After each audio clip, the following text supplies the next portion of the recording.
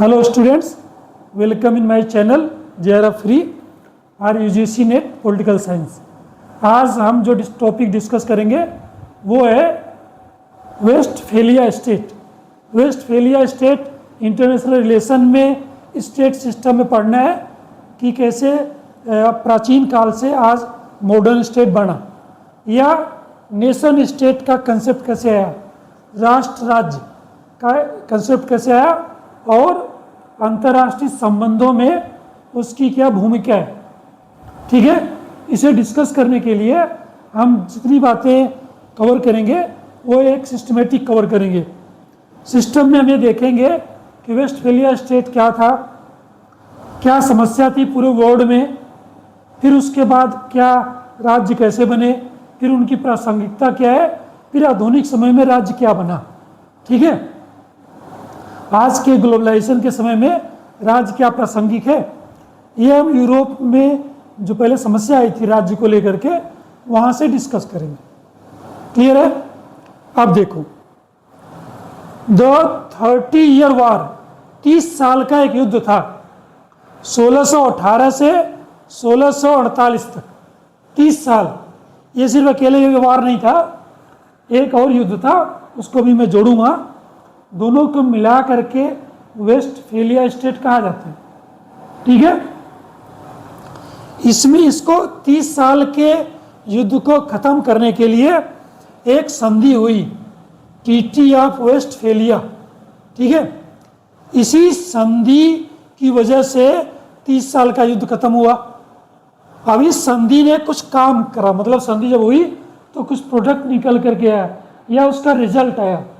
ठीक है, इसने किया कि युद्ध का अंत कर दिया, 30 साल के युद्ध का अंत करा। दूसरा, दो काम और करा। क्या काम करा?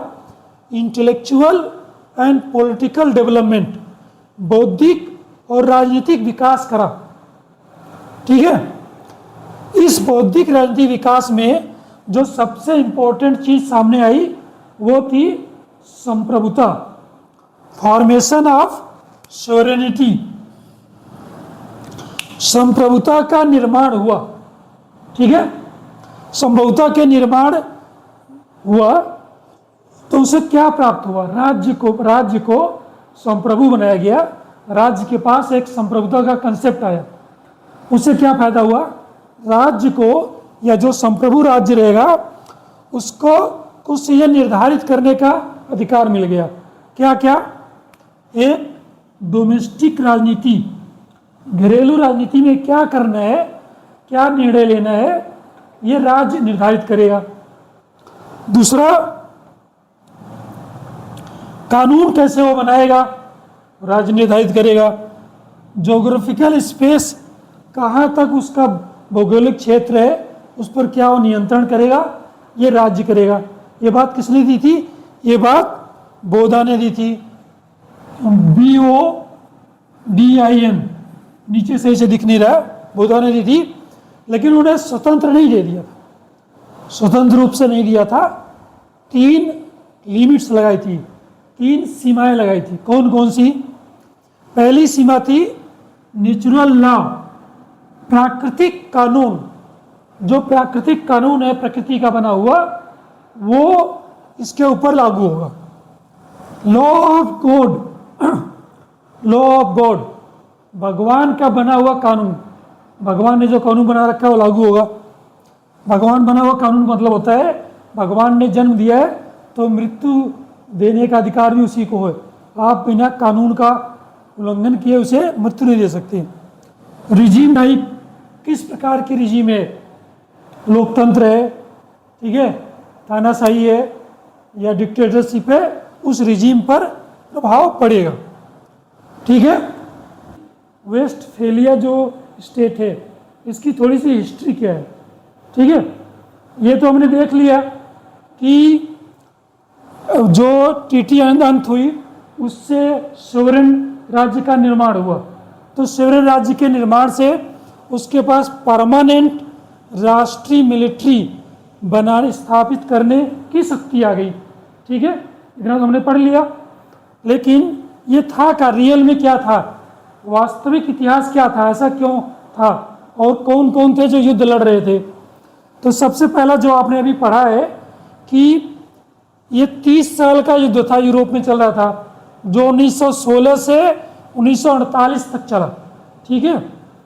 और एक और था जो 80 साल का युद्ध था, वो कौन सा था? वो था स्पेन और डच, स्पेन और डच गणराज्य के बीच था। 80 साल से युद्ध चल रहा था, 80 ईयर। इन दोनों युद्ध को समाप्त करने के लिए जो बातचीत हुई म्यूनिस्टर और ओस्नाब्रुक में, म्यूनिस्टर एंड ओस्नाब्रुक में, इन्हीं दोनों जगह पे बातचीत हुई। इसी वजह से दोनों जगहों के नाम को मिला करके इसका नाम रखा गया वेस्टफेलिया संधि। क्लियर है? अब इसमें प्रॉब्लम क्या थी? प्रॉब्लम सिर्फ राजनीतिक संघर्ष नहीं था, पॉलिटिकल लड़ाई नहीं थी, और भी लड़ाई थी। पॉलिटिकल लड़ाई के साथ साथ कैथोलिक जो लोग थे, चर्च वाले, प्रोटेस्टेंट चर्च, इनके बीच संघर्ष चल रहा था। इस संघर्ष में जो अलग अलग देश थे उन्होंने अपना अलग अलग व्यू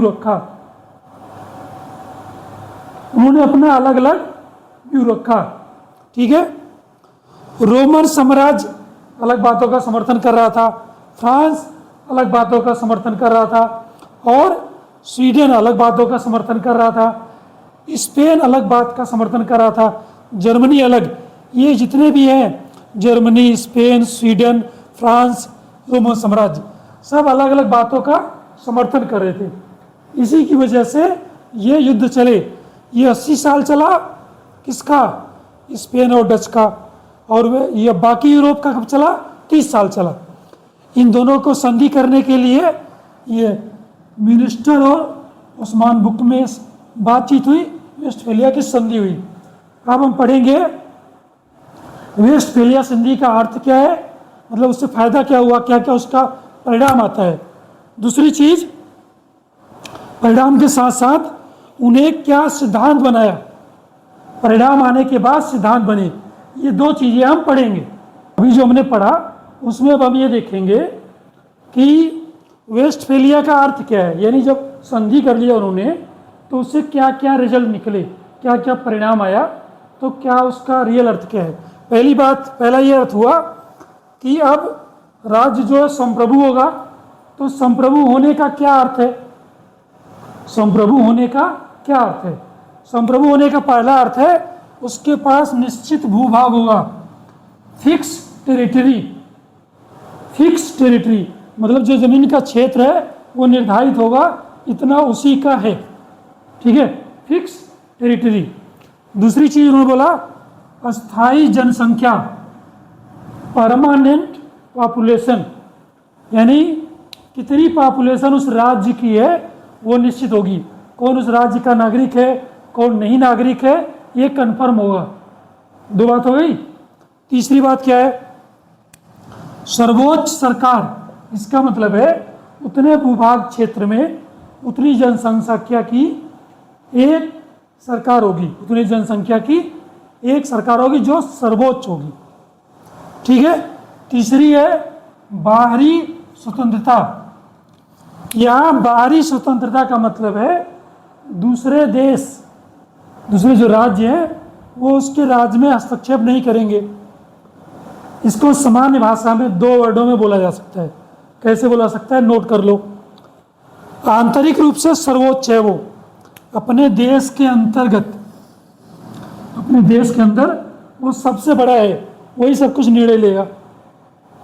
बाहरी रूप से दूसरे देशों के संदर्भ में वो स्वतंत्र है, मतलब अंदर सर्वोच्च है, बाहर स्वतंत्र है। ये वर्ड ब्लाइन बिल्कुल याद रहनी चाहिए। अंदर स्वतंत्र या बाहर स्वतंत्र, बोलो। मतलब अंदर सर्वोच्च, बाहर स्वतंत्र, ठीक है। ये रहेगा, उल्टा पुल्टा करके सोच लेना। अंदर सर्वोच्च, बाहर स्वतंत्र, ठीक है। अच्छा, जब ये सोवरेन राज्य बन गया तो इसके मूल सिद्धांत क्या आएंगे? ये तो अर्थ हुआ, संप्रभु बनने का अर्थ ये है, ठीक ठीक है, मूल सिद्धांत यहाँ बचे हुए हैं। अब हम मूल सिद्धांत पढ़ते हैं कि मूल सिद्धांत कौन कौन से हैं। ठीक है, मूल सिद्धांत में जो सबसे इंपॉर्टेंट चीज है वो है राज्य की संप्रभुता। राज्य संप्रभु है, बहुत ध्यान से याद रखना। राज्य संप्रभु होने का दो अर्थ है। आंतरिक रूप से वो सबसे ऊपर है, सारे निर्णय वही करेगा, सारे कानून वही बनाएगा, न्याय क्या है न्याय क्या है सब कुछ वही डिसाइड करेगा। क्लियर है? और सॉरी,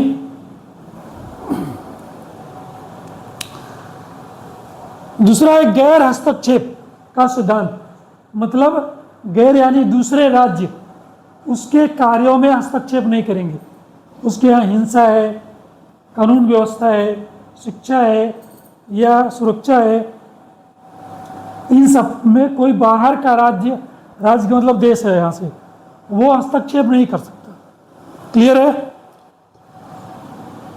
क्षेत्रीय अखंडता। क्षेत्रीय अखंडता का मतलब है अगर उस कंट्री का, मान लो इंडिया ले लो, इंडिया का कोई भी क्षेत्र, मान लो कोई हिंसा भड़क गई, कोई अलगाव वाली बात आ गई, तो निर्णय वही करेगा,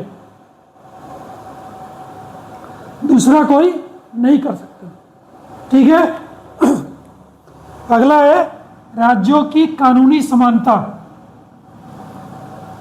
इसका मतलब ये भी है कि जो राज्य हैं, जितने राज्य हैं, सभी लोग कानूनी रूप से समान हैं, अलग अलग नहीं है। ऐसा नहीं है कि अमेरिका को ज़्यादा अधिकार है, इंडिया को कम है, ब्रिटेन को और थोड़ा कम है, जापान को ज़्यादा दिया गया है, ऐसे नहीं हुआ। सभी देश समान रूप से कानूनी समानता रखते हैं। धार्मिक मामलों में राज्य का अधिकार। किसी देश में धार्मिक जो मामला है, धार्मिक जो मैटर है, धार्मिक अफेयर है, वो राज्य का ही अधिकार है। एक बात और है, कूटनीति और वार्ता, डिप्लोमेसी एंड डायलॉग, वो राज्य ही निर्धारित करेगा कि वो कैसे कूटनीति किससे संबंध बनाता है, बातचीत किस देश से करेगा, किस देश से नहीं करेगा। क्लियर है? अब हम आगे करेंगे कि इस संप्रभु राज्य का क्या प्रासंगिकता है, ठीक है, या क्या प्रभाव पड़ा। क्लियर है? और अब हम देखेंगे 4 डायमेंशन से कि ये जो वेस्टफेलिया स्टेट है इसका प्रभाव क्या पड़ा, राज्य के ऊपर क्या प्रभाव पड़ा, या राज्य के कार्य के ऊपर क्या प्रभाव पड़ा। दूसरा हम देखेंगे इसकी आलोचना क्या हो सकती है। तीसरा, आज क्या ये प्रासंगिक है, आज के समय में क्या प्रासंगिकता है। चौथा, हम इसकी जो लिमिटेशन देखेंगे कैसे लिमिटेड है। तो सबसे पहले हम इसका प्रभाव देख लेते हैं। पहला प्रभाव ये पड़ा कि नेशन स्टेट यानी राष्ट्र राज्य, नेशन स्टेट को बहुत बल मिला, बहुत ज़्यादा नेशन स्टेट मजबूत हुआ। यानी हर एक जो देश था वो अपने आप को एक मजबूत स्थिति में ले आया। ठीक है? तो नेशन स्टेट के कंसेप्ट को बल मिला। दूसरा हुआ, हर एक राज्य की निश्चित सीमा हो गई, बिल्कुल फिक्स बाउंड्री हो गई। पहले बाउंड्री नहीं थी, एक दूसरे से लड़ते झगड़ते थे, ये मेरी ज़मीन है, वो उसकी ज़मीन है, वो उसके ऊपर अटैक करते थे, वो उनके ऊपर अटैक करते थे, साम्राज्यवाद चलाते थे और विस्तारवाद चलाते थे। तो निश्चित बाउंड्री बन गई। ठीक है? तीसरा काम हुआ, केंद्रीकृत सरकार बन गई, सेंट्रलाइज्ड, पूरा सेंट्रल गवर्नमेंट बन गई। यानी एक देश में एक सरकार होगी जो बिल्कुल सेंट्रलाइज्ड होगी। एक इसका ये प्रभाव पड़ा। अगला प्रभाव पड़ा राजनीतिक संबंध, पॉलिटिकली वो कैसा संबंध बनाएंगे ये फिक्स हो गया। ठीक है? एक काम और बना, राज्य की आंतरिक सुरक्षा, इंटरनली अपने देश के अंतर्गत वो स्वतंत्र हो गया, फ्री हो गया, क्या निर्णय लेगा, कैसी शिक्षा देगा, कैसी सुरक्षा देगा, कैसे व्यापार करेगा, कौन सी कंपनी लगाएगा, किसका प्रोडक्शन करेगा, किसका प्रोडक्शन नहीं करेगा, ये सारी फ्रीडम उसको प्राप्त हो गई। नेक्स्ट है अंतर्राष्ट्रीय राजनीतिक में शक्ति संतुलन। आपने पढ़ा होगा balance of power. Balance of power ये होता है, अगर मैं 2 राष्ट्रों को कमजोर हूं तो मैं 4 राष्ट्रों से दोस्ती कर लूंगा, अगले से मजबूत बन जाऊंगा। वो फिर 10 से दोस्ती कर लेगा तो मेरे से मजबूत बन जाएगा। इस तरह से शक्ति से बैलेंस करते रहते। ठीक है, अब आ जाओ इसकी आलोचना पर। आलोचना हम करेंगे तो मैं इसके प्रभाव को मिटा देता हूं ताकि आपका ध्यान पूरा एक चीज पर जाए। आलोचना क्या है? कुछ लोगों का मानना है कि उपनिवेशवाद यानी पोस्ट कॉलोनियलिज्म की वजह से राज्य जो है मजबूत हुए, राष्ट्रवाद बढ़ा इसलिए राष्ट्र मजबूत हुए, औद्योगिकीकरण आया, बहुत सारे बड़े बड़े मशीन आई, उद्योग बने, तो औद्योगिकीकरण से, इंडस्ट्रियलाइजेशन से राष्ट्र राज्य मजबूत हुआ। आधुनिक अंतर्राष्ट्रीय कानून, मॉडर्न इंटरनेशनल जो लॉ आया उससे भी राष्ट्र राज्य मजबूत हुआ। ये तो हो गई इसकी आलोचनात्मक दृष्टि, या एक तरह से इसको क्रिटिसाइज करने का काम किया कि इन लोगों ने भी इसमें योगदान दिया, सिर्फ वेस्टफेलिया का योगदान नहीं था। अब हम देखेंगे प्रासंगिकता क्या है। देखो, जो डिजिटल तकनीकी है ना, डिजिटलाइजेशन, उसने डिजिटलाइजेशन ने राज्य को थोड़ा कमजोर बनाया, राज्य की प्रासंगिकता कम कर दी। मानवाधिकार बहुत मजबूत हो गया तो राज्य अपने आप कमजोर हो गए। अंतर्राष्ट्रीय संगठन, इंटरनेशनल ऑर्गेनाइजेशन जैसे वर्ल्ड बैंक, IMF, ठीक है, यूनाइटेड नेशन, जब ये मजबूत हुए तो इन्होंने भी राज्य की शक्ति को कमजोर किया। फिर बहुराष्ट्रीय कंपनियां AI, इन्होंने भी राज्य को कमजोर करा, सीमित कर दिया। जो सबसे इंपॉर्टेंट है वो है ग्लोबलाइजेशन, वैश्वीकरण। वैश्वीकरण ने सारे राज्यों को मिला दिया एक से, मतलब राज्यों की प्रासंगिकता, बाउंड्रीज, लिमिटेशन कम हो गई। क्लियर? गला खराब हो रहा है। अब हम देखेंगे कौन सी चीजें हैं जो राज्य को और ज्यादा सीमित कर देती हैं, लिमिटेड कर देती हैं। ठीक है, तो उन चीजों में आता है क्या? सबसे पहली चीज साइबर सिक्योरिटी। ठीक है, साइबर सुरक्षा। अमेरिका में बैठा व्यक्ति चाहे तो आपके इंडिया के गूगल बंद कर दे और पूरा इंडिया ठप हो जाए, तो राज्य की कोई भूमिका है? राज्य कुछ कर सकता है? नहीं कर पाएगा। यानी राज्य की भूमिका को सीमित किया। आतंकवाद, आतंकवाद राज्य को बहुत कमजोर करा। अमेरिका के ऊपर अटैक कर दिया तो बहुत मजबूत बन रहे थे ना पूरे वर्ल्ड में, लोग तुम पे अटैक मार देते हैं और उनको पता भी नहीं चला। ठीक है, प्लास्टिक की चाकू लेके हाईजैक कर लिया था प्लेन को, प्लास्टिक की, जो पेट में चुभती भी नहीं। महामारी, बहुत बड़ी बीमारियां आती हैं, जैसे कोरोना एक देश में नहीं था, सारे देशों में था, तो राज्य का कोई महत्व नहीं रह गया। जलवायु परिवर्तन, क्लाइमेट चेंज, अगर पर्यावरण बदल रहा है, गर्मी बढ़ रही है, पोल्यूशन बढ़ रहा है, तो सारे देशों को प्रभावित करेगा, बाउंड्री से रोक नहीं सकती। अगला आर्थिक संकट, इकोनॉमिक जो क्राइसिस आती है, अगर अमेरिका के मार्केट डाउन हुआ तो इंडिया से अपने आप शेयर सारे निकाल ले जाएंगे। इंडिया की डाउन हुई तो अमेरिकन कंपनी में शेयर हटा लेंगी, तो राज्य का ज़्यादा कोई रोल नहीं रह गया है। वेस्टफेलिया स्टेट यानी राज्य सिस्टम में इतना हिस्ट्री में पढ़ना आपके लिए ज़रूरी था, क्योंकि मैंने नया नया वीडियो बनाया है यूट्यूब पर। तो आप लोग प्लीज़ इसमें कमेंट करो, सलाह दो, कमियां बताओ, मेरी जितनी आलोचना कर सकते हो आलोचना करो, जिससे मैं सुधार कर सकूं और वीडियो को बेटर बना सकूं और आपकी पढ़ाई के लिए हेल्प कर सकूं। ठीक है, थैंक यू, बाय बाय, मिलते हैं नेक्स्ट वीडियो में।